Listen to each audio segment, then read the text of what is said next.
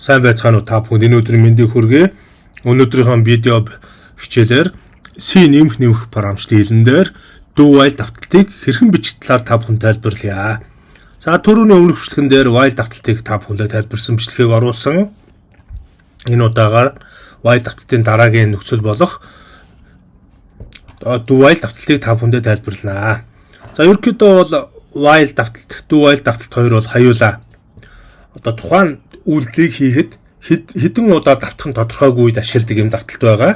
Нэг ёсондоо одоо сүү савладаг компани байлаа гэж бодоход сүүгээс савлахын тулд хэдэн литр сүү байгааг мэдэхгүй бол эхлээд while давталтаар одоо савлна. Нэг ёсондоо давталт бүрдээ хэдэн литр үлдснээ тоолно гэсэн үг.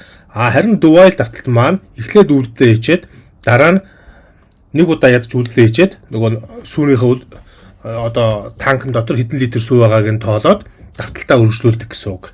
За ингээд хэдүүлээ одоо do while давталтаа үндсэн бичгэлд оръё.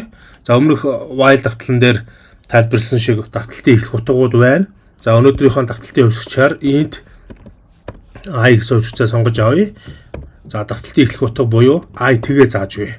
За энэ маань одоо давталтыг ойлгоход 3 байгаа. Нэг нь start, stop, step гэсэн 3 эсийн дүрэн байдаг. Энэ дүрэн ямар учиртай юм бэ гэхээр start гэдэг маань давталтын эхлэх утгыг зааж өгнө. I тэнцвүүтэг гэдэг маань start утга. За дараа нь та бүхэндээ давталтын үндсэн үйлдэлийг бичиж үзүүлье. За ингийн тулд бид нэр do гэдэл хүрүүгээ авлаа. Гоё хаалт нээлээ. Гоё хаалт хаалаа.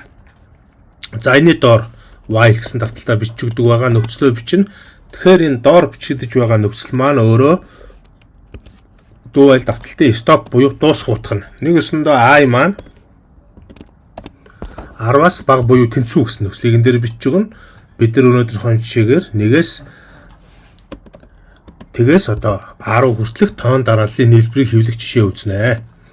За тэгвэл одоо энэ 7-оос 9 дугаар мөрний голд байгаа 8 дугаар мөрөн дээр бид нар үндсэн үйлдэлээ хийн. Нэг өсөндөө энэ дээр шууд cout командаар бид нар I давталтаа хэвлэж өгнө. Давталтаар одоо I-ийн утгыг хэвлэж өгнө гэсэн үг. За дараа нь бид нэр одоо давталтын үндсэн алхам болох I тэнцүү I дээр нэмэх нь 1-ийг бичнэ. Энэ маань давталтын step буюу алхам байгаа. Нэг алхам урагшлуулах үйлдэл маань энэ дээр орж иж байна. За илүүдээд үзье. За while давталтын гар зэг таслаа бичиг учраас алдаа заасан байна. За бичлээ. 0-оос 10 хүртэл тоо гарсан байна. За энэ хүн тоон дарааллаа бид нэр нэг space зайтайгаар хэвлэж харуулъя гэвэл давхраачлалт дотор хоос space авчирна. За ажлууллаа нэг space зайтай ингэж хэвлэгдсэн байна. За мөн нэг мөр унгааж бичиж гэвэл end L буюу end line буюу одоо мөр унгаах үйлдэлээ бичиж өгч болно. Энэ маань end line буюу одоо new line гэсэн үг. Шинээр мөр унгаадаг. Шинээр дараагийн мөр рүү оруулж өгнө гэсэн үг. За ажлуулж үзье. За ингээд 0-оос 10 хүртэлх текст маань хэвлэгдсэн байна. За тэгэхээр do while давталтыг бичээд гол анхаарах зүйл нь юу вэ гэхээр энэ 7 дугаар мөрөн дээр байгаа do гэсэн төрүүгээ бичээд гоё хаалтан дотор үйлдэлээ хийгээд дараа нь while нөхцлөө шалгадаг. Энийг бол do while давталт гэж хэлнэ. За дээрэс нь нэг ёсондоо энэ while давталт маань одоо 3 хүртэл ажиллавал хэрхэн ажилтгийг та бүхэндээ тайлбарлаж өгье. While давталт маань хүртэл ингэж ажилтдаг байгаа. Нэг ёсондоо I утга нь тэггээ ороод ирэхэд эхний үйлдэл маань дэлгэсэн дээр I утгаа хэвлэнэ. Одоо тэр нь тэг гэсэн утга хэвлэгдэнэ. Дараа нь 9 дугаар мөрөн дээр байгаа I тэнцүү I дээр нэг хүнийг гэдэг үйлдэлээр I-ийн утгыг нэгээр нэмэгдүүлнэ. Нэг өстө тэг дээр нэгийг нэмлээ 1 гарна. За тэгэхээр I утга 1 болчхоор while нөхцлөөр I утга нь 3-аас бага тэнцүү юу гэж асууна. За түрүүн тэг байсан болохоор бага уу тэнцүү болохоор энэ тэг хэвлэгдчихнэ. Дараа нь 1 болцсон учраас I утга маань 3-аас бага буюу тэнцүү гэхээр 1 гэсэн маань өнөө учраас 1-ээ хэвлэжнэ.